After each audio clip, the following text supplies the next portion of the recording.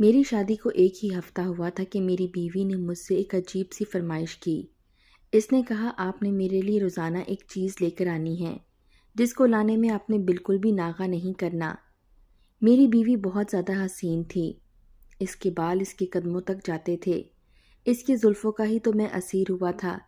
اس نے کہا مجھے روز 1 کلو ٹماٹر چاہیے کیونکہ میں نے ان ٹماٹروں کا پانی نکال کر اپنے بالوں پر لگانا ہوتا ہے، تبھی تو میرے اتنے لمبے اور خوبصورت بال ہیں۔ میں نے اپنی بیوی سے کہا کہ ٹھیک ہے، تمہارے بالوں کی مجھے بھی بہت فکر ہے، میں ضرور روز 1 کلو ٹماٹر لایا کروں گا۔ پر حیران تب ہوا جب وہ 1 کلو ٹماٹر لے کر باتھ روم میں چلی جاتی اور باتھ روم میں ہی 2 سے 3 گھنٹے گزار دیتی۔ کہتی کہ بہت لمبا پروسیس ہے، ٹماٹر کا پانی نکال کر بالوں میں لگانا ہوتا ہے، اس کے بعد بالوں کو دھونا ہوتا ہے، لیکن جب وہ باتھ روم سے باہر آتی تو اس کے بال بالکل بھی گیلے نہیں ہوتے تھے، جبکہ اتنے لمبے بال اتنی جلدی سوکھ نہیں سکتے تھے۔ یہ بات تو چھوٹا بچہ بھی سمجھ سکتا تھا۔ وہ اس طرح روز مجھ سے ٹماٹر منگواتی، روز ہی باتھ روم میں چلی جاتی، لیکن ایک روز میں ایک چیز کو دیکھ کر حیران رہ گیا، وہ یہ کہ میرے اب تک کے لائے ہوئے سارے کے سارے ٹماٹر اس نے اسٹور روم میں رکھے ہوئے تھے۔ وہاں پر ٹماٹروں کا ڈھیر لگا پڑا تھا، یعنی وہ میرے لائے ہوئے ٹماٹر استعمال نہیں کرتی تھی۔ اس کا مطلب یہ کہ یہ صرف بہانہ تھا۔ ایک دن میں نے باتھ روم کا لاک خراب کر دیا اور جیسے ہی بیوی اندر گئی تو 15 منٹ بعد میں بھی اندر داخل ہو گیا اور سامنے کا منظر دیکھ کر میری جان نکل گئی، کیونکہ وہاں تو میری بیوی اور میرا نام اسلم ہے، میری عمر 25 سال تھی۔ تب سے ہی میری ماں میرے لیے رشتے تلاش کر رہی تھی، لیکن میری ماں کو کوئی لڑکی پسند نہیں آتی تھی۔ میری ماں کا کہنا تھا کہ ہمارے خاندان میں میرے ساتھ کی کوئی لڑکی نہیں تھی، کچھ لڑکیاں مجھ سے بہت بڑی تھیں، ان کی شادی ہو چکی تھی، اور کچھ بہت ہی چھوٹی تھیں۔ امی کا کہنا تھا کہ لڑکی محلے کی ہو، کیونکہ کم سے کم محلے کی لڑکی آنکھوں کے سامنے ہوتی ہے، کیونکہ میری ماں ہمیشہ سے ہی محلے میں ہر ایک لڑکی پر نظر رکھتی تھی۔ تب ان کو میری خالہ کی لڑکی پسند آ گئی، جو اس شہر میں نہیں رہتی تھی بلکہ ہاسٹل میں رہتی تھی۔ اس نے اپنی پڑھائی مکمل کر لی تھی۔ اس لڑکی میں ایک بات بہت ہی عجیب تھی، جس کو دیکھ کر سب کا دھیان اس کی طرف چلا جاتا۔ وہ تھے اس کے لمبے گھنے بال۔ اس کے بال اس کے قدموں تک جاتے تھے اور وہ اس کے حسن میں بہت زیادہ اضافہ کرتے تھے۔ اتنے پیارے بال میں نے آج تک نہیں دیکھے تھے۔ بے شک اس کی حسین زلفیں اس کے حسن میں اور بھی چاند لگا دیتی تھیں۔ مجھے وہ لڑکی دیکھنے میں بھی بہت پیاری لگی تھی۔ امی نے کہا کہ لڑکی پسند ہے، بس یہ بتاؤ۔ تو میں نے کہا کہ لڑکی تو پسند ہے۔ پھر امی نے بات چلائی، جو کچھ بھی کیا، پر امی نے میری شادی اس سے کروا دی اور وہ میری بیوی بن کر میری زندگی میں آ گئی۔ ہماری شادی کو ابھی ہفتہ ہوا تھا کہ اس نے مجھ سے ایک نہایت عجیب سی فرمائش کر دی۔ اس نے کہا کہ آپ کو میرے لیے روز ایک چیز لے کر آنی ہے، اس میں بالکل بھی ناغہ نہیں کرنا، ورنہ میں آپ سے ناراض ہو جاؤں گی۔ مجھے لگا وہ کھانے پینے کی کوئی چیز مانگ رہی ہے۔ اتنی حسین بیوی ضد کرتی ہوئی تو اور بھی حسین لگتی ہے۔ ویسے بھی شادی کی شروع کے دنوں میں بیوی اچھی ہی لگتی ہے، چاہے وہ کچھ بھی کرے۔ میں نے کہا جو بھی چیز ہوگی میں روز لے آیا کروں گا، ناغہ نہ کیجیے گا۔ میں نے کہا تم بتاؤ تو صحیح، تو کہنے لگی مجھے روز 1 کلو ٹماٹر چاہیے۔ میں نے کہا روز 1 کلو ٹماٹر کا تم کیا کرو گی؟ گھر میں روٹین کے حساب سے ٹماٹر آتے ہیں، کیا تم کھانے میں زیادہ ٹماٹر استعمال کرتی ہو؟ تو وہ ہنسنے لگی اور کہنے لگی مجھے کھانے کے لیے نہیں چاہیے، میں نے ان کو سر میں لگانا ہوتا ہے۔ میں حیران ہوا، اس سے پوچھا کیا مطلب؟ تو کہنے لگی ٹماٹر بالوں کے لیے بہت اچھے ہوتے ہیں، میں روز اپنے بالوں میں 1 کلو ٹماٹر کا رس لگاتی ہوں، تبھی تو میرے بال اتنے اچھے لگتے ہیں۔ میں یہ سب بچپن سے لے کر رہی ہوں، جب میں چھوٹی بچی تھی، اور میں نے آج تک ایک دن بھی ناغہ نہیں کیا، اس لیے آپ کو یہ کرنا ہوگا۔ مجھے اس کی یہ معصوم سی فرمائش بہت اچھی لگی۔ اسے وعدہ کیا کہ روز 1 کلو ٹماٹر لے آیا کروں گا، اور کوئی حکم کرو تو وہ ہنستی۔ اب وہ رات کو سارے کام ختم کر کے باتھ روم میں چلی جاتی کہ مجھے اپنے بالوں میں ٹماٹر کا رس لگانا ہے، لیکن جب باہر آتی تو اس کے بال بالکل بھی گیلے نہیں ہوتے تھے۔ میں حیران اس بات پر تھا کہ اتنی جلدی اتنے لمبے بال کیسے سوکھ گئے، کیونکہ اس وقت نہ تو کوئی دھوپ ہوتی تھی اور نہ ہی وہ اپنے بالوں کو سکھانے کے لیے کسی مشین کا استعمال کرتی تھی۔ میری بیوی جب واپس آتی تو بہت تھکی ہوئی ہوتی اور آ کر فوراً سو جاتی۔ اس کا کہنا تھا کہ لمبے بال سنبھالنا کوئی آسان کام نہیں ہے۔ آپ مردوں کو تو بالکل اندازہ ہی نہیں ہے ہم عورتوں کے کتنے مسئلے ہیں، خوبصورت لگنے کے لیے بھی ہمیں خود کو ہی خوار کرنا پڑتا ہے۔ ایک اور بات بہت عجیب تھی، اور وہ یہ کہ میری بیوی میرے ساتھ بیوی کی طرح نہ رہتی۔ وہ ہر بات کو مذاق میں اڑا دیتی، ٹائم پر باتھ روم چلی جاتی اور جب واپس آتی تو کبھی کبھی میں سو چکا ہوتا۔ وہ میرے ساتھ بہت اچھی تھی، ہنسی مذاق کرتی، میرے کھانے پینے کا خیال رکھتی، مجھ سے باتیں کرتی، میری تعریفیں کرتی، کہتی تھی کہ آپ کے ساتھ میں بہت خوش ہوں، لیکن وہ خود پر مجھے کوئی حق نہ دیتی۔ مجھے سمجھ نہیں آتی تھی کہ جب اس کو کوئی مسئلہ نہیں ہے، کوئی پریشانی نہیں ہے، وہ مجھے اچھا سمجھتی ہے، مجھے پسند بھی کرتی ہے، یہاں تک کہ اس نے کہا کہ میں آپ سے محبت بھی کرتی ہوں، تو پھر یہ سب کیا تھا؟ میں جب بھی اپنی بیوی سے کوئی بات کرنا چاہتا تو وہ کہتی، میں نے آپ کے لیے کھانا بنانا ہے، دیکھیں میں ان کپڑوں میں کیسی اچھی لگ رہی ہوں، چلیے ہم باہر کہیں چلتے ہیں، گھر والوں کے لیے کوئی چیز لے آتے ہیں۔ وہ مجھ سے زیادہ میرے گھر والوں کے ساتھ اچھی تھی کہ کوئی اس پر بات نہ کر سکے، اور سب اس کے لیے بات نہیں کرتے تھے، سب اسے بہت پسند کرتے تھے۔ ایک دفعہ میری ماں نے سب کے سامنے کہہ دیا کہ بس اب اس گھر میں کسی چھوٹے سے مہمان کی ضرورت ہے۔ میری بیوی ہنستے ہنستے شرمانے لگی، جبکہ وہ اچھی طرح جانتی تھی کہ اس طرح کا کوئی بھی مہمان گھر میں نہیں آنے والا۔ اس کے رد عمل کو دیکھ کر سب اتنا حیران ہوئے کہ میری ماں نے تو یہاں تک کہہ دیا کہ لگتا ہے تمہاری اولاد آنے والی ہے، تم لوگوں نے بتایا ہی نہیں۔ میں نے بھی کھانا چھوڑ دیا اور کہا اپنی بہو سے پوچھ لیں۔ مجھے اس بات پر غصہ آ گیا۔ دن بھر میری بیوی ایسے پیش آتی جیسے وہ دنیا بھر کی اچھی بیوی ہے۔ واقعی اچھی بیوی تھی، وہ میرے سارے کام کرتی، اس لیے میں اسے کوئی بھی بات نہیں کر سکتا تھا۔ ہر بار ایسے مضبوط عذر تلاش کرتی کہ مجھے لاجواب کر دیتی، لیکن اب اس بات سے میرا ماتھا کھٹکنے لگا تھا کہ اگر یہ باتھ روم میں اپنے بال ہی دھونے جاتی ہے تو پھر اس کے بال گیلے کیوں نہیں ہوتے؟ یا تو مجھے کوئی غلط فہمی ہو رہی تھی یا پھر میری بیوی ضرورت سے زیادہ چالاک تھی، روز مجھے باتوں میں لگا کر مجھ سے دور بھاگ رہی تھی اور کچھ نہ کچھ ایسا ضرور کر رہی تھی جو غلط تھا اور اسے بالکل نہیں کرنا چاہیے تھا۔ ایک دن میری بیوی پھر سے باتھ روم میں چلی گئی اور ادھر ادھر گھر میں ہی چکر لگانے لگا، کیونکہ مجھے نیند نہیں آ رہی تھی۔ جب میں اسٹور روم کے پاس سے گزرا تو میری بیوی اچانک سے اسٹور روم سے نکلی۔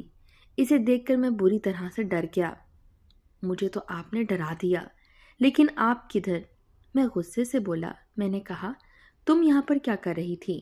کہنے لگی، آپ یہاں پہ کیا کر رہے تھے؟ آپ کو تو اس وقت تک سو جانا چاہیے۔ میں نے کہا، میں نے تم سے سوال پوچھا ہے، مجھے پہلے اس کا جواب دو۔ تو کہنے لگی، میں تو کچن کی کوئی چیز تلاش کرنے کے لیے آئی تھی۔ میں نے کہا، رات کے 12 بجے تمہیں کچن کی کیا چیز کی ضرورت تھی؟ جبکہ تم تو کہہ رہی تھی کہ اپنے بالوں کا ٹوٹکا کرنا ہے۔ کہنے لگی، ٹماٹر کاٹنے کے لیے کچھ نہیں مل رہا تھا اور اس اسٹور روم میں کوئی چیز پڑی ہوئی دیکھی تھی، اس لیے وہ لینے یہاں آ گئی۔ آپ مجھ پر شک کر رہے ہیں؟ اتنا زیادہ غصہ کیوں کر رہے ہیں؟ میری بیوی نے پھر سے مجھ پر وہی ہتھیار آزمانے کی کوشش کی اور بڑے ہی پیار سے بات کرنے لگی۔ میں نے اسے کہا کہ کوئی ٹوٹکا نہیں کرنا آج، چلو واپس۔ اس کی حالت عجیب ہو گئی، کہنے لگی، نہیں، میرے تو بال خراب ہو جائیں گے۔ میں نے کہا، تمہارے بال ایک دن میں خراب نہیں ہو جائیں گے، نہ ہی تمہارے سر سے اتر جائیں گے اور نہ ہی سفید ہوں گے، کوئی ضرورت نہیں۔ کہنے لگی، نہیں، آپ سمجھے نہیں، میرا جانا بہت ضروری ہے، میرے بال خراب ہو جائیں گے، میں نے اتنی محنت سے اپنے بال لمبے کیے ہیں، آپ کیوں میری برسوں کی محنت کے پیچھے پڑ گئے ہیں؟ میں نے اپنی بیوی کو 2 منٹ غور سے دیکھا تو وہ گھبرا گئی۔ کہتے ہیں جب آپ کو کسی شخص پر شک ہو کہ وہ کچھ غلط کام کر رہا ہے تو اس کی آنکھوں میں دیکھیں، اگر وہ غلطی پر ہوگا تو آنکھیں نہیں ملا پائے گا بلکہ ادھر ادھر دیکھنا شروع کر دے گا۔ میری بیوی نے بھی یہی کیا۔ میں نے اسے کہا کہ تم مجھے کیا پاگل بنا رہی ہو، ایک دن سے کچھ نہیں ہوگا، چلو میرے ساتھ۔ میں نے اس کا ہاتھ پکڑا اور اسے کمرے میں لے آیا، لیکن اس کی حالت ایسی ہو گئی جیسے اس کی زندگی اور موت کا سوال ہے۔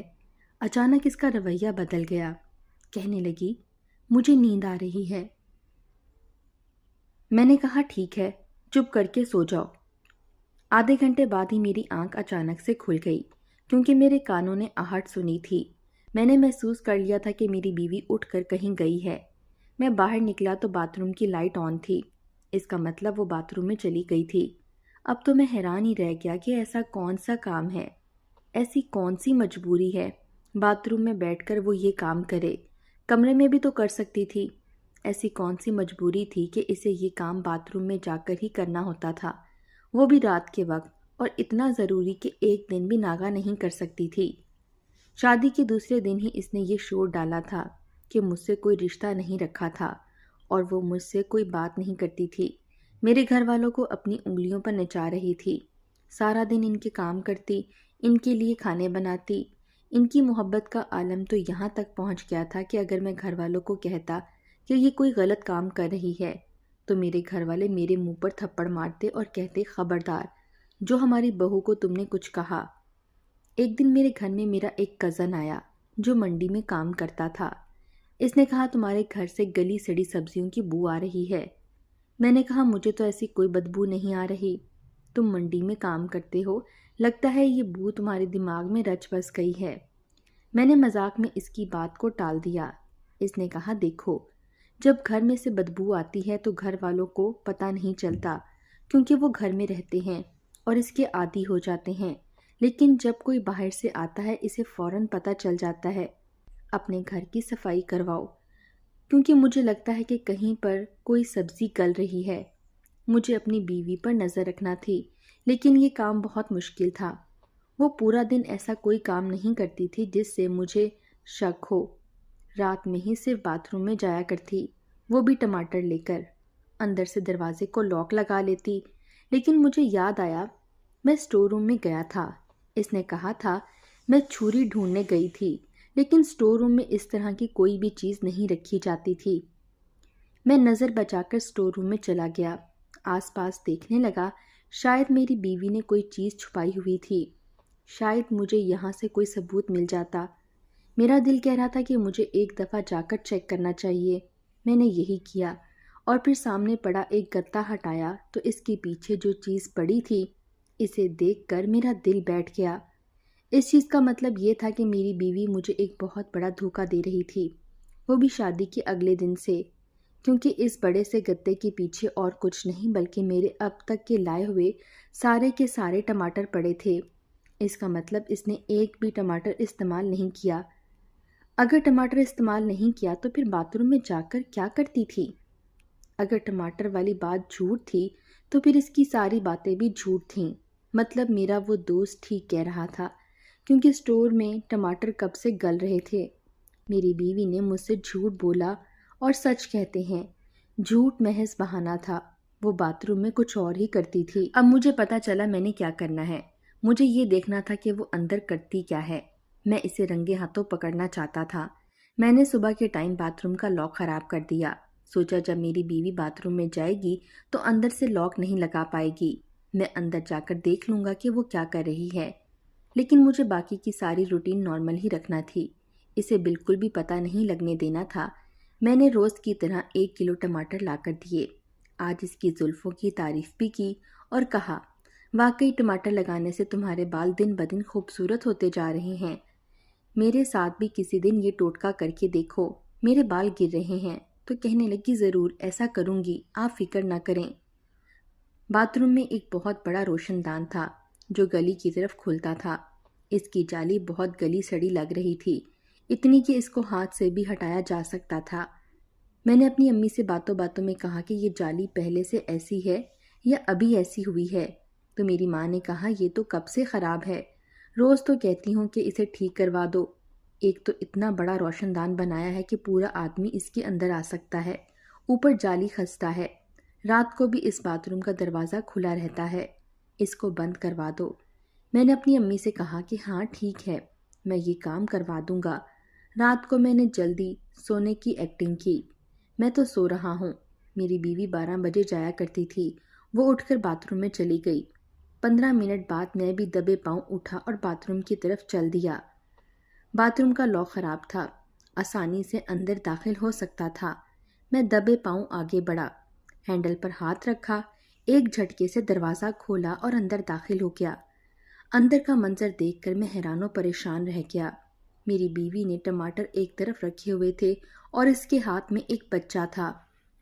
نہ صرف یہ بلکہ روشن دان سے مجھے ایک لڑکی کا چہرہ بھی نظر آیا۔ پھر اس وقت وہ وہاں سے بھاگ گئی، لیکن جب اس نے دیکھ لیا کہ اب میں سب کچھ دیکھ چکا ہوں تو وہ واپس وہیں پر کھڑی ہو گئی۔ وہ بچہ تقریباً 6-7 مہینے کا ہوگا، سویا ہوا تھا۔ میری بیوی کی آنکھوں میں آنسو بھی تھے۔ مجھے وہاں دیکھ کر وہ بری طرح سے گھبرا گئی، اس کی زبان کانپنے لگی۔ میں نے اسے کہا کہ یہ کیا ہو رہا ہے؟ یہ کس کا بچہ ہے؟ کیا کرتی رہتی ہو تم یہاں پر؟ لڑکی کون ہے؟ میں بہت غصے میں تھا کیونکہ میرے ساتھ دھوکا ہو رہا تھا۔ میرے ذہن میں یہی خیال آیا کہ یہ بچہ شاید میری بیوی کا ہے۔ غصہ ہوا اپنی بیوی کا ہاتھ پکڑ کر اسے باہر کھینچ لیا، لیکن آواز کو اتنا اونچا نہ کیا کہ گھر والے جاگ جائیں۔ اس لڑکی کو بھی اندر بلوا لیا، دونوں کو اپنے کمرے میں اپنے سامنے بٹھا لیا اور کہا، اب بتاؤ پوری بات کیا ہے؟ وہ بری طرح سے رو رہی تھی، اسے تو بولا بھی نہیں جا رہا تھا۔ اس لڑکی نے کہا کہ میں اس کی کزن ہوں، میں کبھی ماں نہیں بن سکتی، اس لیے یہ بچہ اس نے مجھے دیا۔ دراصل یہ اس نے مجھے بچہ دیا تھا، یہ اس کا بچہ ہے۔ آپ کی بیوی کسی اور سے محبت کرتی تھی، اس نے اس کو بے وقوف بنایا، اس کا کوئی قصور نہیں تھا، یہ معصوم تھی، اس کو پتہ نہیں تھا اس کے ساتھ کیا ہو گیا ہے۔ یہ امید سے ہو گئی، اس کا بچہ پیدا ہو گیا۔ اس کے ماں باپ نے بچے کو جان سے مارنے کی کوشش کی، لیکن اس نے اپنا بچہ مجھے دے دیا۔ سب یہی سمجھتے ہیں کہ یہ میرا بچہ ہے۔ میرا بھی پردہ رہ گیا، اب لوگ مجھے بانجھ نہیں کہتے۔ اس بات کے بارے میں میرے شوہر کو بھی پتہ ہے، لیکن ماں تو ماں ہوتی ہے، دل سے اس لڑکے کو نکال نہیں پائی۔ میں روز اسے سمجھاتی ہوں تو یہ زبردستی مجھے بلا لیتی ہے اور 4 گھنٹے بچے کو دل سے لگائے روتی رہتی ہے۔ لیکن آج یہ مجھے کہہ رہی تھی کہ کل سے تم مت آنا، کیونکہ میں اپنے رشتے کی شروعات کرنے لگی ہوں۔ میں اس بات سے مطمئن ہوں کہ یہ بچہ تمہارے پاس ہے، بس کبھی کبھی دل اداس ہو جاتا ہے۔ اس کا کہنا تھا کہ اللہ مجھے بھی اولاد دے گا، میں اسے دیکھ لیا کروں گی۔ خدا کے لیے کوئی غلط فیصلہ مت کیجیے گا، آپ کی بیوی نے آج ہی آپ سے محبت کرنے کا عزم کیا ہے۔ میں ایک پل کو ساکت سا رہ گیا، اپنی بیوی کی طرف دیکھ کر حیران ہوا۔ وہ سر جھکائے بیٹھی تھی۔